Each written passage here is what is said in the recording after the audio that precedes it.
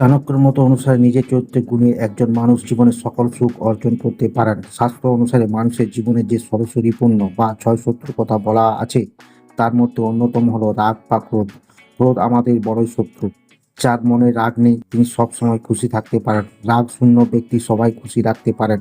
শুধুমাত্র নিজের শান্ত চরিত্রের সাহায্যে তার সারা দুনিয়া জয় করতে পারেন। চাণক্য বলেছেন যে কোনো ব্যক্তি জীবনে উন্নতি করতে চাইলে তাকে কখনো রাগ করা চলবে না। যদি কেউ রাগ করেন তাকে সবার আগে নিজের উপর রাগ করতে হবে যে তিনি কি করে রাগের এই ফাঁসে আটকে পড়লেন। চাণক্য জানিয়েছেন যে রাগ আমাদের বুদ্ধি বিবেচনা লুপ্ত করে দেয়। তারপরে বেশিরভাগ সময় আমরা ভুল সিদ্ধান্ত নিয়ে ফেলি। তাই অকারণে কখনোই আমাদের রাগ করা উচিত নয়। পরিস্থিতি যাই হোক না কেন, রাগ করলে সব কিছু শেষ হয়ে যায়। চাণক্য বলেছেন যে তাই আমাদের সব সময় মিষ্টি কথা বলা উচিত।